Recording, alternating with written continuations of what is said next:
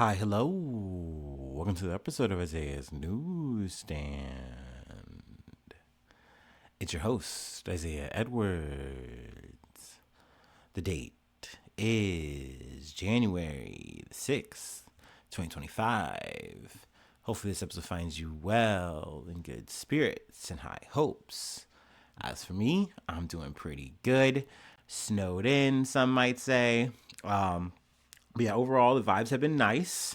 I've been kind of just chilling. You could say pre-gaming up to this point. Maybe a little too hard, but, hopefully it doesn't affect the episode too much.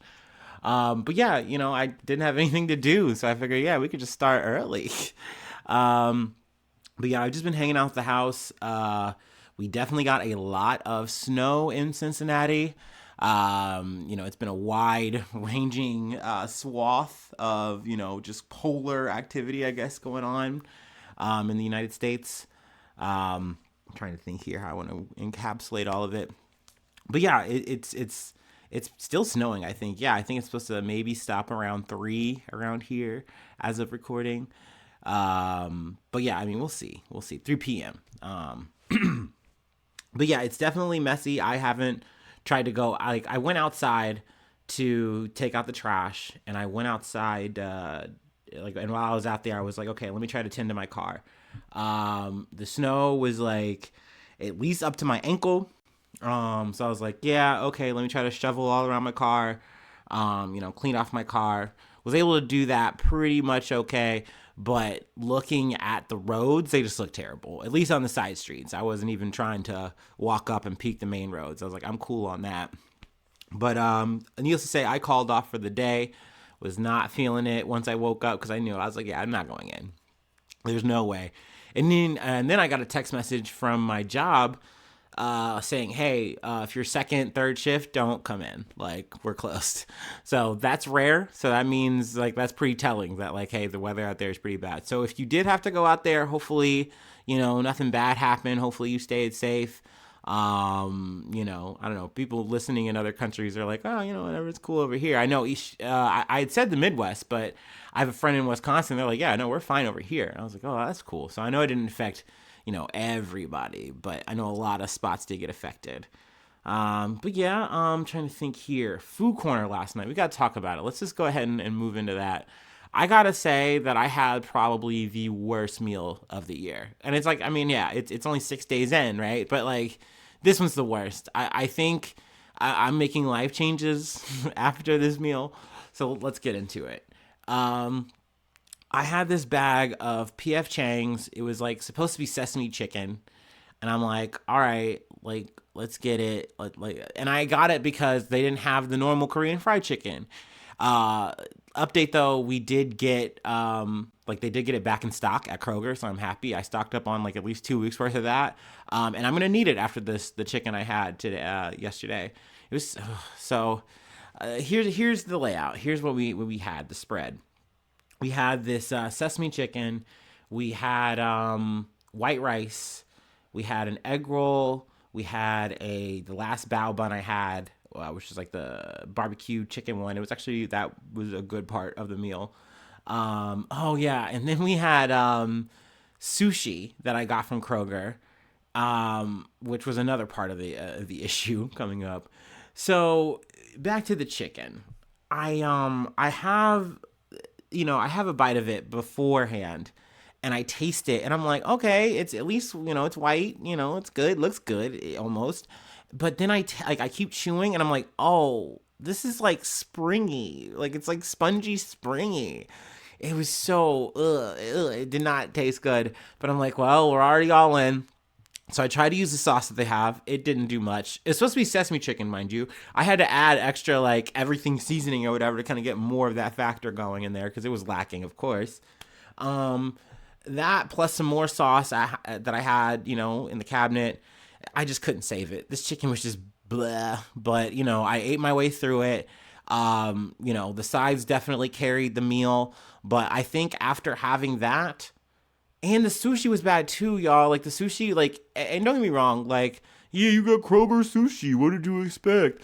Sometimes it's okay. Like sometimes it's not that bad, but this time it was just very gummy. Like, ugh, just not good. Not really that fun to eat. So I got the meal as best I could. I will say once again, shout out to the white rice, shout out to the bao bun, shout out to the egg roll.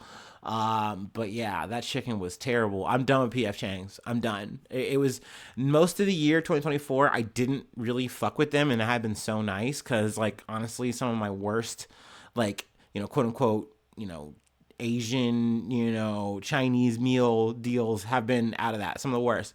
This took the cake, and I'm like, I can now, and like, I can, form a chicken dish that is, Asian enough for me, Chinese meal esque enough to make it work. I don't need to keep coming back to PF Chang's out of desperation. I'm done. So I'm swearing them off. At least as of the podcast and making this declaration, I'm done with them. But yeah. So, we move. It was a meal. Hopefully, rooting for, praying for better meals in 2025. But yeah, let's go ahead and do the startup and get into some news.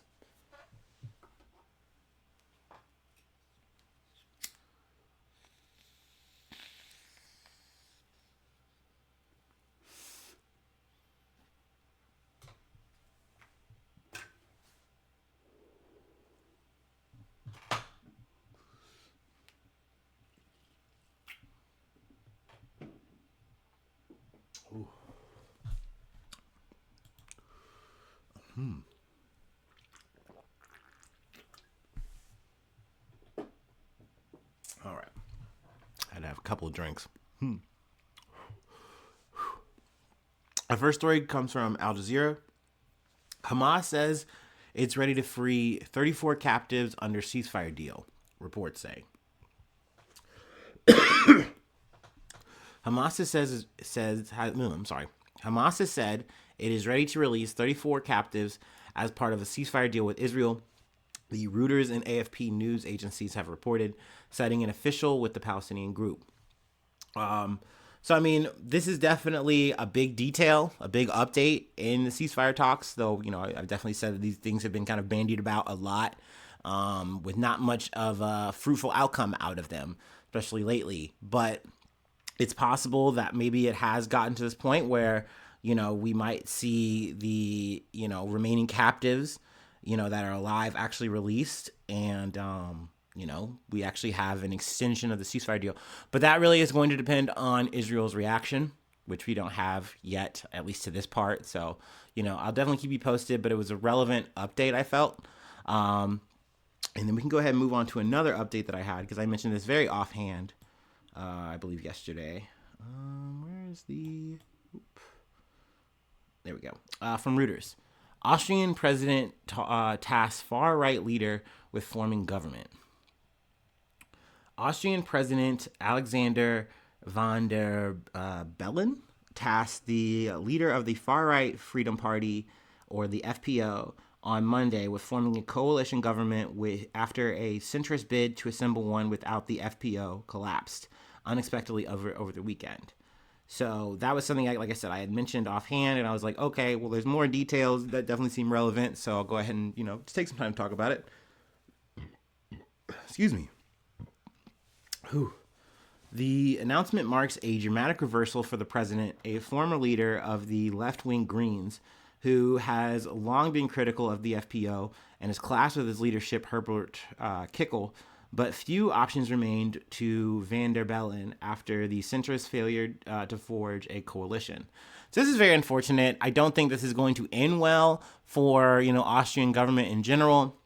Working with, with parties, groups like this, just to more or less sustain your own power instead of saying, hey, we're losing, we've lost, like, let's just give it up. They're like, no, we can work with these guys and make it happen. We can make a lateral that way.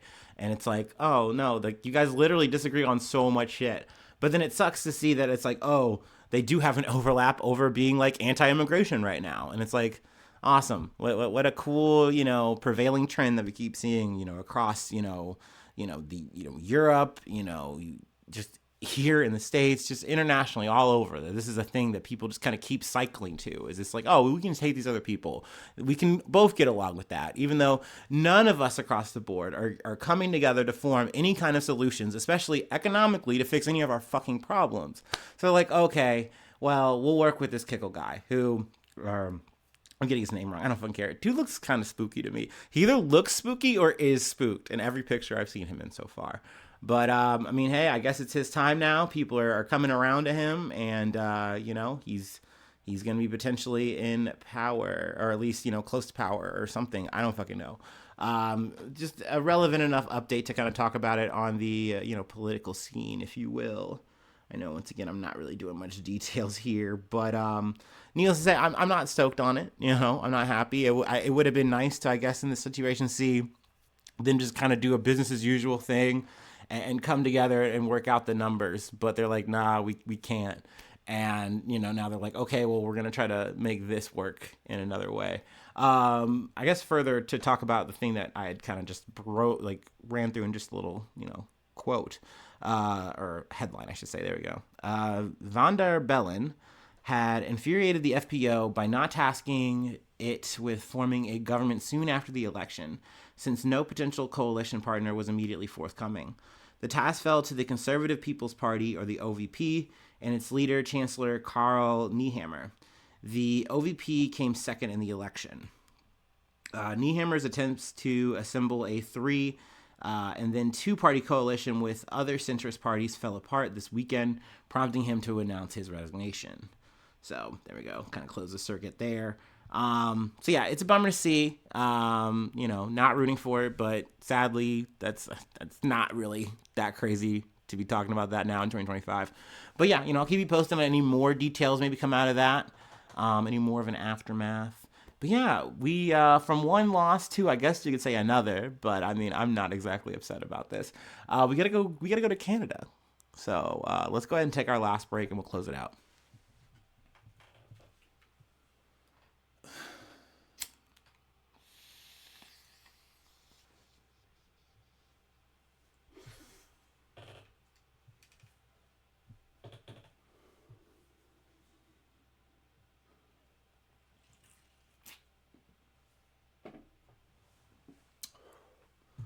Ooh. All right. From the Associated Press. Canada's Trudeau announces resignation after nearly a decade as Prime Minister. So, damn. R.I.P. Bozo. No, I don't know.